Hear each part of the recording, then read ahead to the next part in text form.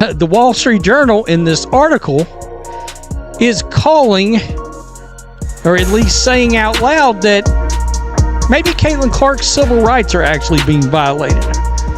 Is her right to a peaceful workplace, a non-hostile work environment, are those rights being violated by the She wasn't just hooping. She was arriving a weekly episode of Law and Order. All of y'all who said we were exaggerating, Caitlin Clark's not getting fouled, bruh. It's to the point. It's to the point where we have this going on. We're talking now. There's articles about her civil rights being like thrown out. It is crazy. It is. She wasn't just hooping. She was surviving a weekly episode of Law and Order. Referees Unleashed. Every time CC touched the floor, it felt like her civil rights packed up and retired early. Whistles went missing. Fouls only applied if she exhaled too close to someone. And fair play was basically a fairy tale. If you think injustice only happens in courtrooms, wait until you see what they pulled on CC in gym shorts. Buckle up, the saga gets wild. Caitlin Clark, the Department of Justice, and quite possibly the President of the United States himself. Somebody got to say it, so I'm going to say it. But one thing I will not do is take credit for this. I am looking at the Wall Street Journal. The author of the article is a guy by the name of Sean McLean.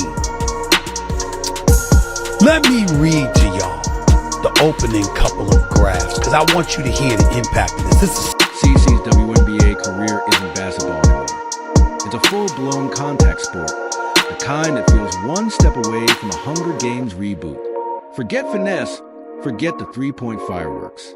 The real spectacle is her just trying to cross half court without getting jumped like she's guarding the last roll of toilet paper in a pandemic aisle. A lot of y'all not honest with yourselves. I've been telling y'all it's all documented from this season, and I've pulled up clips from last season. We obviously see the targeting. We obviously see the jealousy. We obviously see the hatred. We see it all. Whether you're gonna be honest or not, we see it. Y'all can't come with this excuse of, oh, it's just physical. Bro, Caitlin had like majority of the flagrant fouls last season. Most of them. We're watching a league that sells empowerment while letting a generational talent get hit like she's late on child support. Every game turns into a contest. How inventive can we get assaulting Caitlin today? Elbow? Check. Hip check? Absolutely. Forearm to the ribs on a layup? Go for it. At this point, her jersey might as well say, "Kick me, I'm talented." WNBA, y'all are in trouble. I told y'all didn't want to protect my precious CC. Now y'all getting hit with a civil lawsuit for targeting. You hear me? And then this stuff is documented. That don't even make no sense from players just speaking freely, thinking that they won't have no consequences. That means somebody had them on the payroll. You know what I'm saying?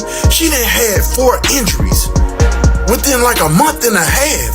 Disgusting. Don't worry, the league isn't ignoring it. Nope, they're studying it. Probably assembling a very official-sounding committee run by people who think WNBA stands for "we're not bothering anyone." Their disciplinary system? Less rules, more vibes. Basically blindfold a guy, hand him some darts, and let him throw at a wall covered in random punishments. That's the policy. Oh man, oh man, oh man. So, I don't really talk about politics, but once politics enter my world, my rule is, I say this, we gotta talk about it. So politics are coming to our world, my world, sports, and now in Caitlin Clark's world, which is so unfortunate. I feel sorry for Caitlin Clark because she's a pawn of this whole thing, and I think Caitlin Clark needs to speak up. I'm tired of her being silent. Now you might wonder, why does Caitlin keep getting fouled like it's a contact sport? Simple. She's too good. The kind of good that turns defense into real housework. Elbow edition. You'd think opponents would just practice harder, but nah. Violence is quicker and apparently more entertaining for refs. By officiate, I mean sit back, sip Gatorade, and file their nails while chaos unfolds. How bad? You know how bad and nasty things gotta be for the Wall Street Journal to talk about going after y'all for her civil rights being violated? Do you know how bad it has to get? That's how nasty things have become. And you guys like to sit there and make it seem like we're making things up. We're not making nothing up. Kathy Engelberg treats Caitlin Clark like she's a headache and a disservice to the league. Meanwhile, the refs look like they've entered the witness protection program. At this point, you swear they paid for this call. CeCe gets clotheslined, and the officials are too busy watching the Jumbotron replay their own incompetence. Maybe they're still salty from the college days, because the ambushes are starting to look like training tapes for Wild E. Coyote. And don't forget the 6 feet 9 inches center built like a Marvel villain. Bulldozing through screens like she's clearing space in a mosh pit.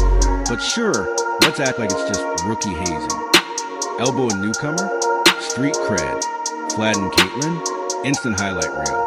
Want a trend on Twitter?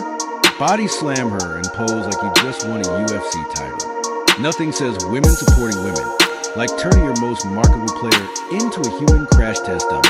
That's understandable because there have been fantastic players in the WNBA for a long time. But Caitlin didn't disparage them. She just came in and kind of changed the game with her style. So I think it's one of those things where you have to say, okay, maybe I don't think it's fair based on the previous women who have been in this league, but it's not Caitlin's fault. All she's done is elevate the game for all of us. And I think instead of being pissed off about Envy don't even get us started on crowd chanting. She's toughen up. Right. Because when your kneecaps get relocated to your rib cage and your spine gets realigned courtesy of an airborne elbow, the cure is mental resilience. At this rate, the league might as well hand her a helmet and call it character building.